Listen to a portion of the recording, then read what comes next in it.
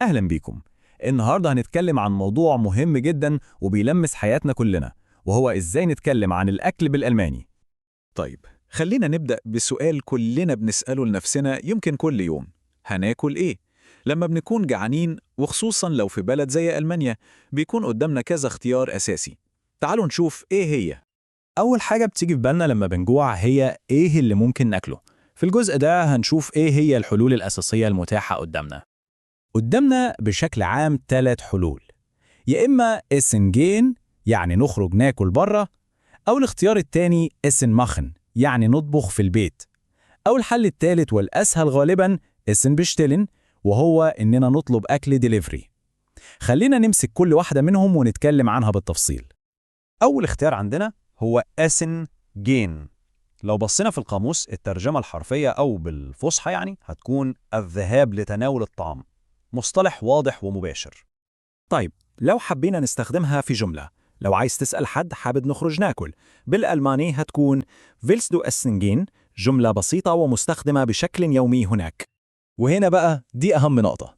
بصوا كده معايا على المقارنة دي. بالألماني willst du essen gehen، بالفصحى بنترجمها هل تريد أن تذهب لتناول الطعام.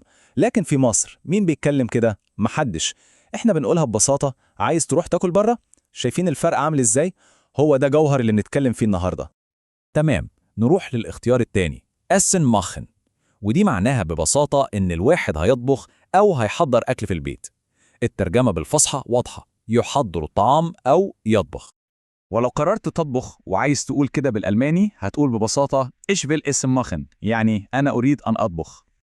ونيجي للاختيار الثالث والأريح طبعا، إسن بشتلن، اللي هو ببساطة طلب الطعام أو الدليفري. تخيل كده حد اقترح إنكم تخرجوا تاكلوا، بس أنت مالكش مزاج وعايز تقعد في البيت. ممكن تقول Ich will lieber essen bestellen. كلمة ليبر دي مهمة، معناها أفضل، يعني أنا بفضل إني أطلب أكل. تمام، كده عرفنا نقرر هناكل فين. ايه المرحلة اللي بعدها بقى؟ ازاي نتكلم عن اللي بناكله واللي مش بناكله؟ ده قسم أنا عايز ومش عايز. ودي كام جملة مهمة جدا وممكن أي حد فينا يحتاجها.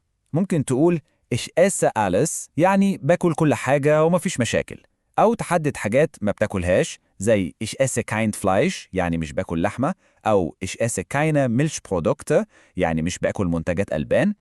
خلاص اتكلمنا عن نفسنا، لازم بقى نعرف نسأل الناس اللي معانا. الجزء الأخير هو لما بنسأل حد، يعني ازاي نعرف تفضيلات الأكل عند الناس التانية. السؤال الأساسي اللي ممكن نسأله هو Was isst du gern؟ كلمة gern دي لذيذة قوي، معناها إنك بتعمل حاجة بحب أو بسرور، فكأن السؤال بيقول إيه الأكل اللي بتستمتع بيه، أو ببساطة بتحب تاكل إيه؟ والرد بقى أسهل منه مفيش. بنستخدم نفس كلمة جارن عشان نعبر عن حبنا لحاجة معينة، فممكن نقول Ich esse gern Pizza، أو بما إننا بنتكلم عن ألمانيا Ich esse gern Döner.